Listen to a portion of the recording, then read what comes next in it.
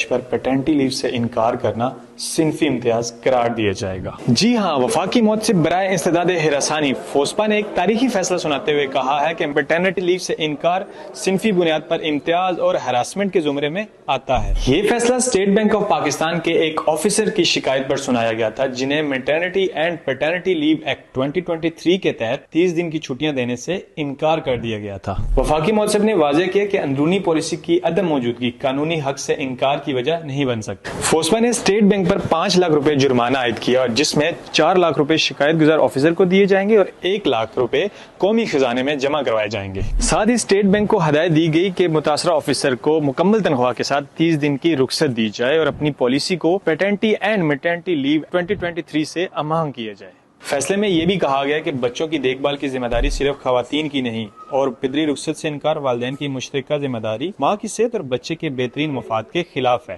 پاکستان میں ایک قانون ہے maternity and paternity leave act 2023 میں آیا تھا، جس کے تحت زچگی کے بعد جب ڈلیوری ہوتی ہے، ماں کو پہلے بچے پہ 6 مہینے کی چھٹی ملتی ہے، دوسرے بچے پہ 4 مہینے کی اور تیسرے بچے پہ 3 مہینے کی۔ ساتھ ہی ساتھ باپ کو پیٹرنٹی لیو 1 مہینے کی تینوں بچوں کے وقت ملتی ہے۔ ہمارے پاس جو کیس آیا تھا، اس نے یہ کہا کہ اگر ماں کو میٹرنٹی لیو تو مل رہی ہے، مگر مجھے باپ ہونے کے ناطے جو میرا حق ہے وہ نہیں مل رہا، تو میرے ساتھ صنفی امتیاز ہو رہا ہے۔ یہ یاد کراتا ہے کہ یہ قانون موجود ہے اور اس قانون کا اطلاق ضروری ہے، کیونکہ قانون کا مقصد ہی یہی تھا کہ جوائنٹ پیرنٹنگ کو سمجھتے ہوئے اس کو پروموٹ کیا جائے۔ تو ہماری امید ہے کہ اس فیصلے سے ماں اور باپ دونوں کو چھٹی ملے گی اور زیادہ پریکٹس ہوگی، اور یہ چاہے سرکاری ہو یا غیر سرکاری ادارہ ہو، دونوں اداروں میں، ہر طرح کے اداروں میں یہ چھٹی لازمی ہے جو وفاق کے اندر آتے ہیں۔ یہ فیصلہ ایک واضح پیغام دیتا ہے کہ کام کی جگہ پر صنفی برابری کوئی رعایت نہیں بلکہ آئینی حق ہے۔